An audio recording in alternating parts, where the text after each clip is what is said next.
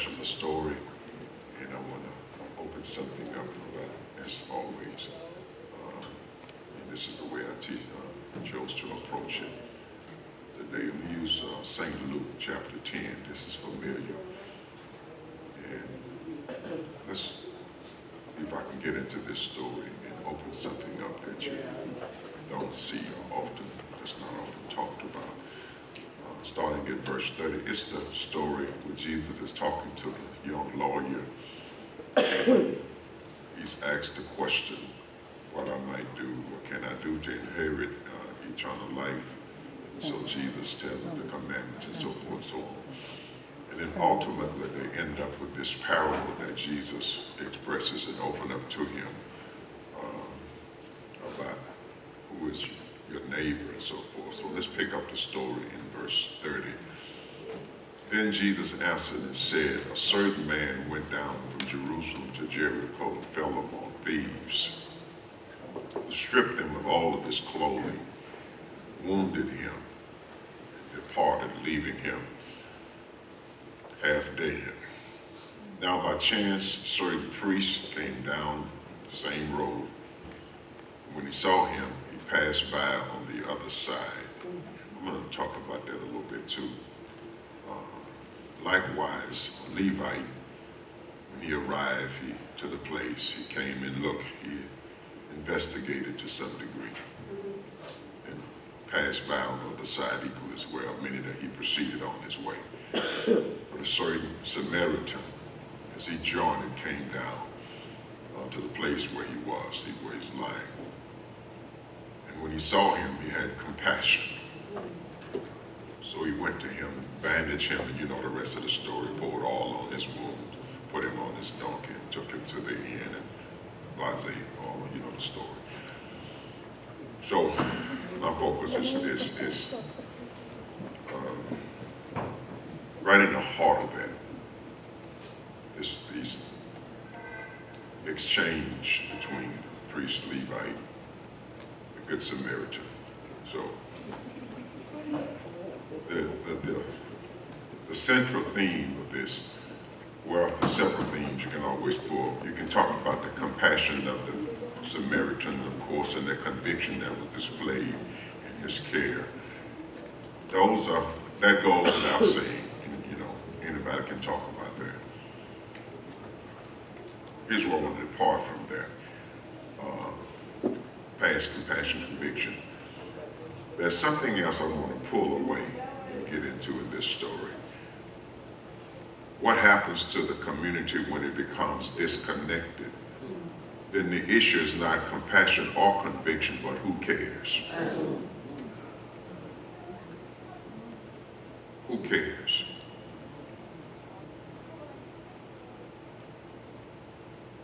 Who cares that we have to fight for sidewalks on the side of the road of a busy street? When you go into any neighborhood, subdivision, anywhere and find sidewalks, but in certain neighborhoods, there has to be a petition and a discussion and board meetings, and we have to find money to allocate for sidewalks on a busy street in a neighborhood that's got as many kids as any other neighborhood. But nobody cares in a disconnected community. What we take for granted in others' neighborhoods, we have to fight for in ours. Dr. King addressed this long time ago. He said when certain neighborhoods are built, it comes with clubhouses, tennis courts, golf course. And then when you build other neighborhoods, all you do is put a concrete slab, throw up 1 or 2 basketball goals and call it a day. Yes, come on. They can't even get nets on the goal.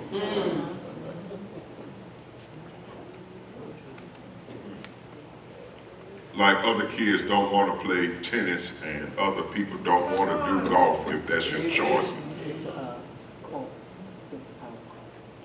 Those neighborhoods come with a clubhouse and a swimming pool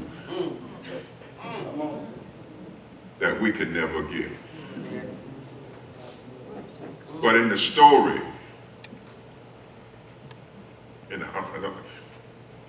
stay with me because, you know, I know I had to switch to go negative for a minute, but I got to show you the reality of, I'm not just about teaching stories to teach it. You know, this is a story, but it speaks to a present situation.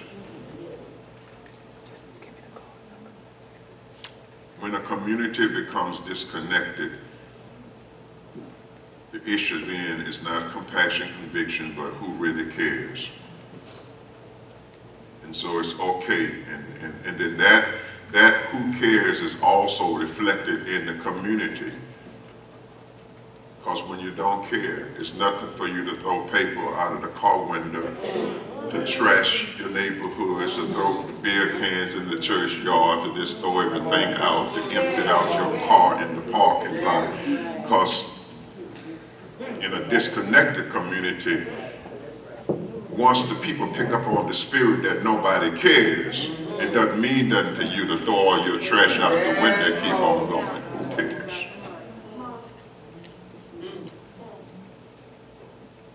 So, in a who cares community, to see people lying on the street is a common thing. So they didn't act no different than we would act. We see people sitting on the corner, whether they're sober, drunk, or whatever the case may be, all the time, and we continue on our way. That's what you accuse the Levite of. We do it every day. Because it's a common scenario, it's a common sight, and after a time it becomes normal. So you don't have no, oh my goodness, kind of response. Listen.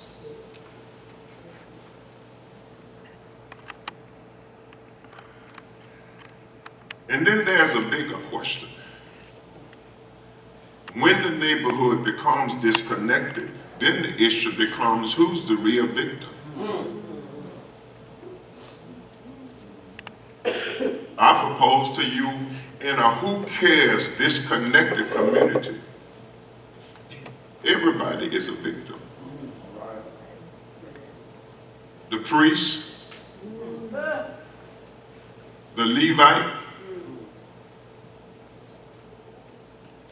the robber, God Almighty, the Samaritan as well, the beaten man, the neighborhood, all of them becomes or can be seen as casualties of sin. Casualties of an abandoned community. The priest now, in the performance of his duty, has to pass through a rough neighborhood. The Levite has to run. The Samaritan may be like us, packing and, a little bit more, I ain't worried about nobody, so I can respond to the situation. The beaten man may or may not been familiar with the environment. The neighborhood,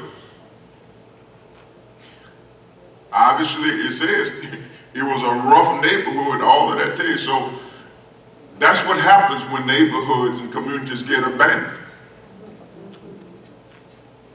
So everybody in there, to some degree now, is a victim of a bad neighborhood that's been abandoned. When I say abandoned, that means redlined and left for ostracized, and even on the records downtown, redlined. That means that certain funds are never allocated to you to get certain things, so it can never improve. Teach. Everybody becomes a victim. And it's not that you got bad people in the neighborhood, it's just that money doesn't come to improve the neighborhood. So everybody is now a victim of sin. When I say sin, I'm not talking about something you do, but how people, even politicians, deal with you. How they divert money away from improving you, your neighborhood, to others. So we all a victim. The good people now trapped in the neighborhoods who can't do any better, also terrorized and victimized by the condition that they're locked in, not because they're bad people. Everybody can be seen as a casualty. Great teacher. Tell the Lord, thank you. Thank you, Lord. Come on, lift your hand. Come on, lift your hand and say thank you. Thank you, Lord.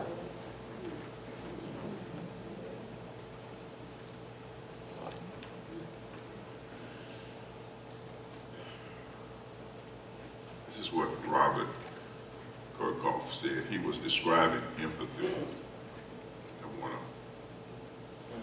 He said, he was talking about feelings. Empathy is another word for feelings, and vice versa. This is what he said. He said, the ability to feel or share with others. This is empathy, but another word, synonym for feel. And without an empathetic understanding, there is no basis for helping. Because, and I want to put that part, because, that's what he said, you will never respond to what you cannot feel. Yes, Lord.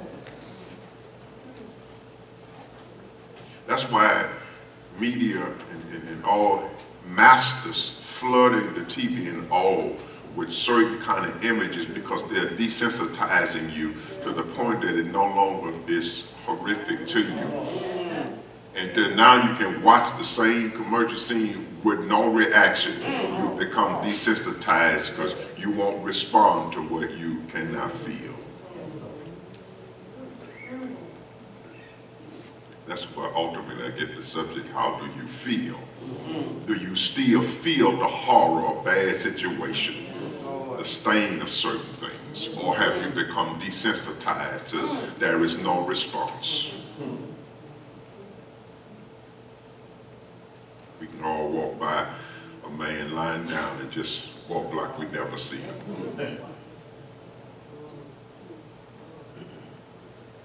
Not because you're a bad person, not because you're obligated to help, but it's normal.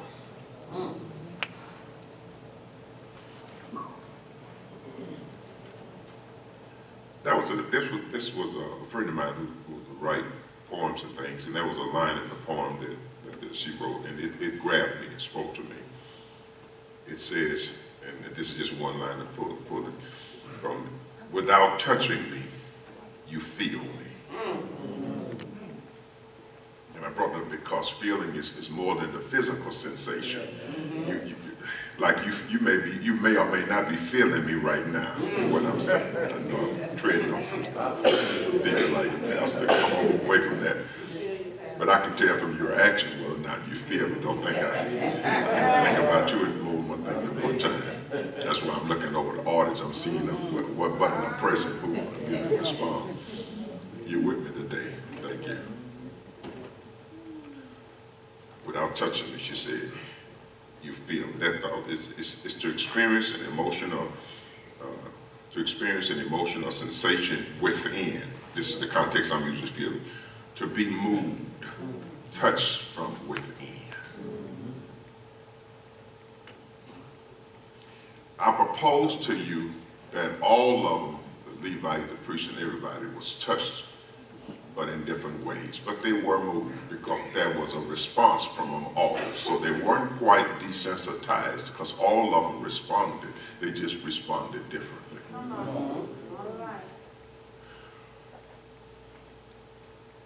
That bears out in the scripture, Hebrews, where we have not a high priest who cannot be touched or sympathize with our conditions, another translation, but was in all points tempted as we are, and yet without sin. So even God feels, responds, can be touched or moved from within. Now, let me go into the next section of this right here. Look at somebody and say, here's the problem with law enforcement. I always have a way of approaching things. I know what y'all thinking I'm talking about. That's not it. Here's the problem with law enforcement here, because we're dealing with law enforcement. What's that? Did I put it up here or not? That's the scripture. Okay, let me just talk about the problem with law enforcement. I want you to hear this. This is the heart, and then I'll move to my last section to tied together. We have destroyed the priest as an uncaring, unsympathetic, bad guy who didn't help a guy in need. You can read a lot of your theologians' commentary. It shares the same spirit.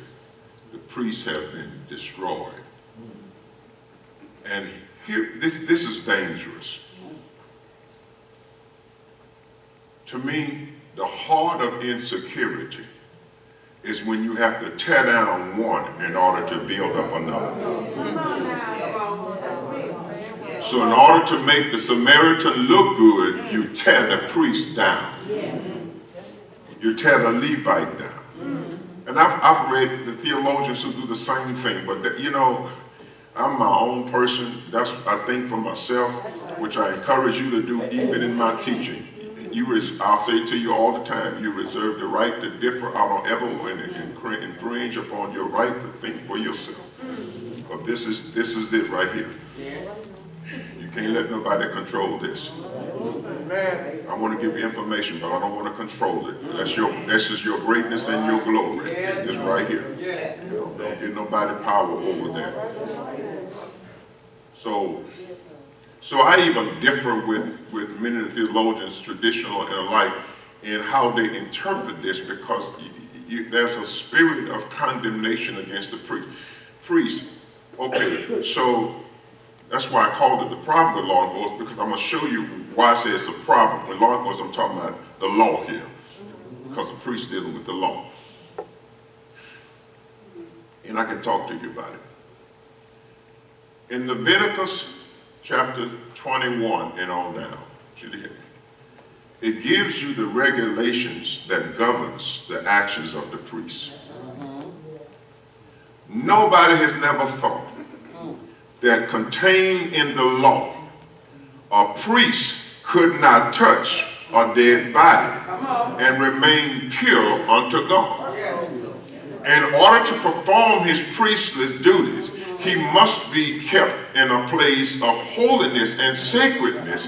And even if it's a family member, it almost he can make contact with them according to the law.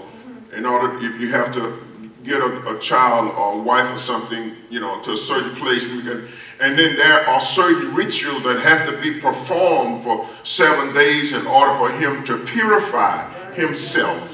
But he cannot perform the priestly duties while in a place of uncleanliness, of being impure.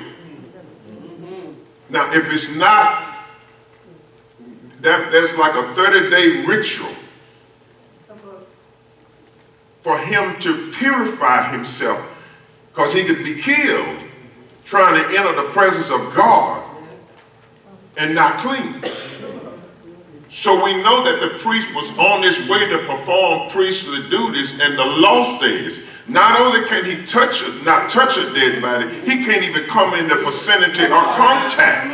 Maybe now, instead of tearing him down, the reason why he crossed on the other side is because he cannot enter the vicinity or area where he can smell the stench of a dead body, so he has to remove himself in order to stay ritualistically pure to perform his priestly duties.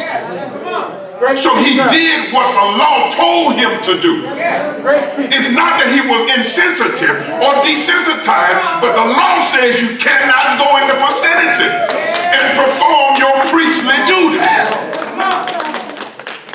Great teacher. So we destroyed him for obeying the law. Lift your hand and tell the Lord thank you.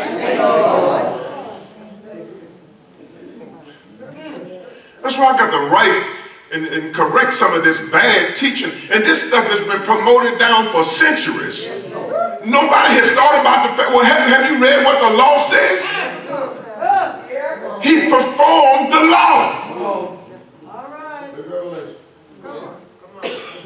So now you killed him, ridiculed him, slander the whole priesthood. We even attack preachers and pastors based upon preachers. That's why I don't do that. He's performing the law. That's a problem with law. That's not a problem with the priest. Yes. Yes.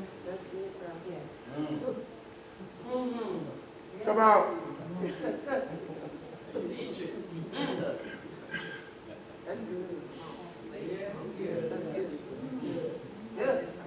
And because he did not know whether or not the man was dead, he couldn't take the chance and be ceremoniously impure.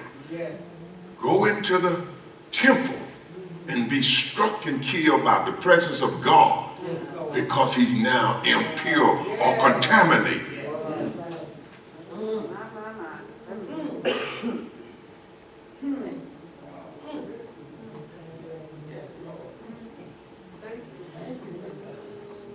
So the priest was not a bad guy. The priest performed the law. The problem was with the law, not with the priest.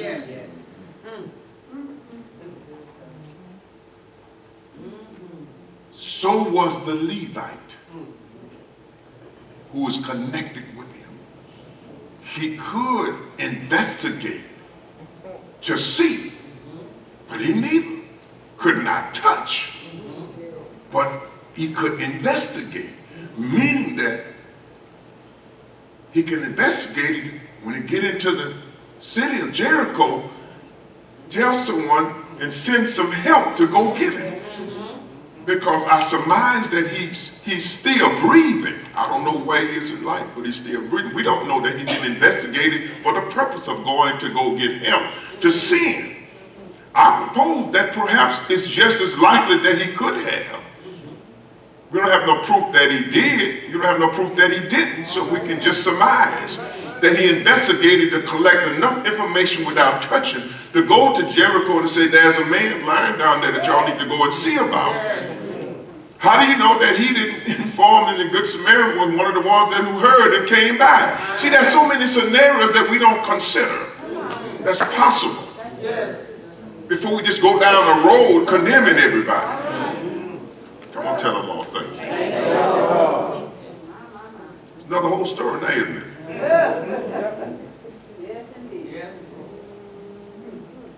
So the Levite did investigate, saw that he wasn't dead, went on, but he still couldn't make contact. They performed what the law said. 21, regulating the duties of the priest and Levite. Romans 8, 3 and 4. Look what this says here. What the law could not do, in that it was weak. So there are things that the law couldn't do. The law didn't allow him to touch the guy. The law didn't allow him to even come in contact where he could smell the aroma or the stench if he was dead. So him removing himself was to make sure that he didn't become ceremoniously impure in order to performance of his duty. Point here is even in Romans and many other things, there are things that the law cannot do. And this was one of the ones that the law didn't allow for him as a priest. What the law could not do, in that it was weak through the flesh, God did. Look. What the law could not do, God did. If the law could do it, God wouldn't have to do it.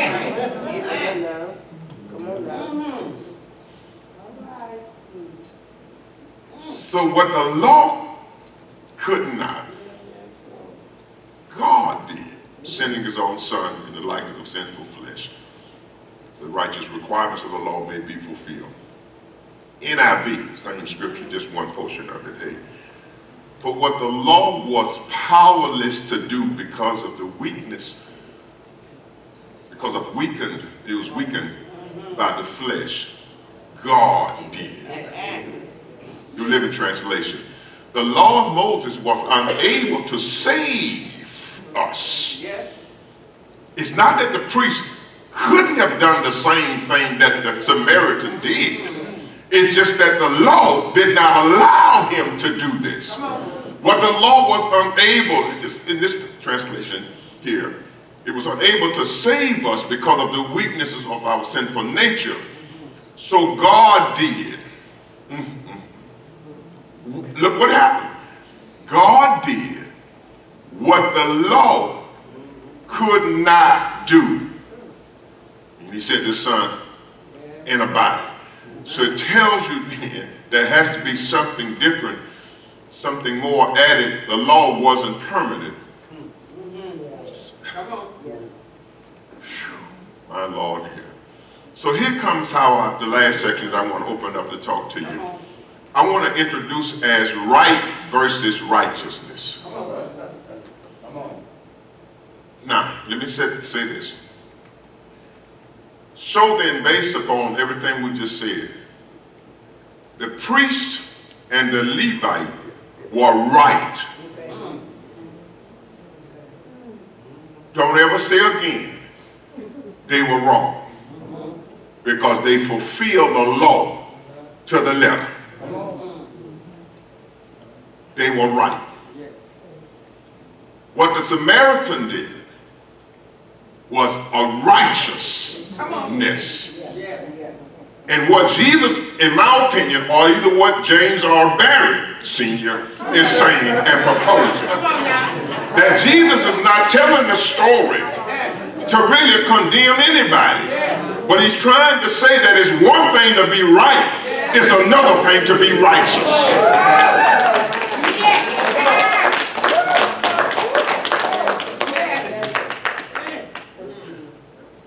So the priest and the Levite were not bad, they were right. The Samaritan operated on another principle of righteousness. What he did was a righteousness.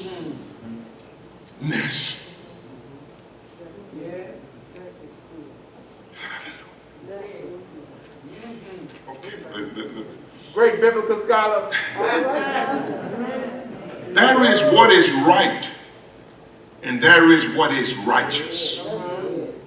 There is greatness, and there is goodness. The priest and Levite performed the letter of the law greatly. But the Samaritan did something called simple goodness. And then here's another way of looking at it. It's one thing to be good, it's another thing to be godly. So the priest and the Levite were good people, but the Samaritan did a godly work. Something that trumps the law.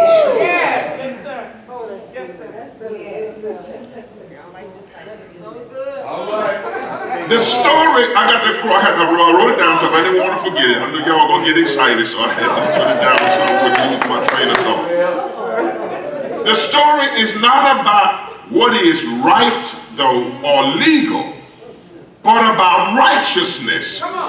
Because the Lord was asking, what can I do to be, to be saved in her life? And he talked about, keep the commandments and all that. He said, well, I've kept all the commandments. That was right. That was legal. So Jesus says, oh, there's another higher living plane of relationship that you can have with God that has nothing to do with the commandments or doing what's legal or doing what's right, but doing righteousness that operates on another higher level. It's one thing to be right, it's another thing to be righteous. So here Jesus shows you that your relationship with God becomes more personal. It's not based upon what just is contained and written here, that God will hear you.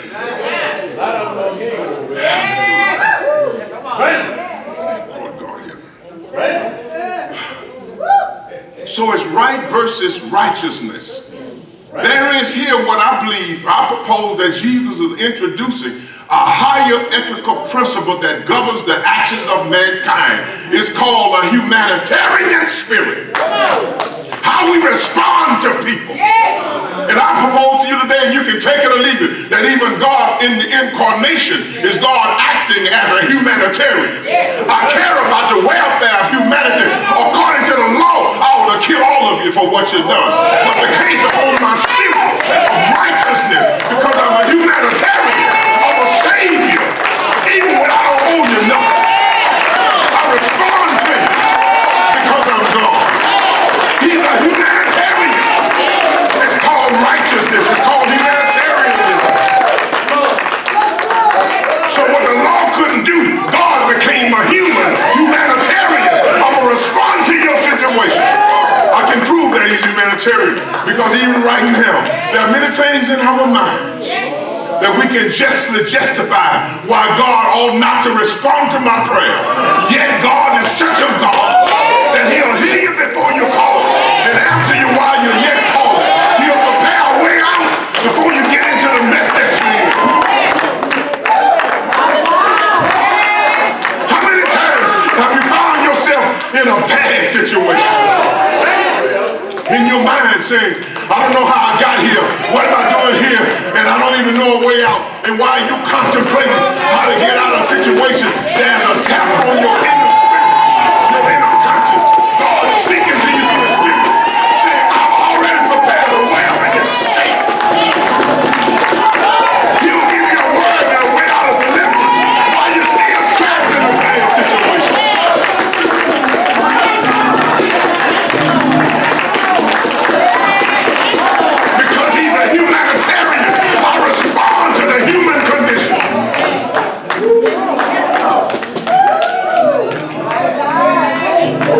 Christ coming for me expresses the humanitarianism of God, how he responds to the welfare and the conditions that mankind finds himself in.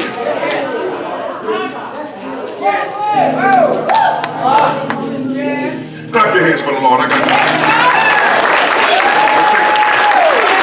take a praise break right here. Hallelujah. Thank you, Lord. Oh, God Almighty here. Let me just put this thing to soul. When I think about the goodness of Jesus and all that he has done for me, my soul shouts hallelujah. Thank God for blessing me, even when I didn't deserve it. He responds to my condition because he cares about my situation. He cares about me. And if it was based on the law, God would be justified to leave you in the condition that you're in. But there is something higher than law called the humanitarian spirit. How we respond to the human condition, and God responds.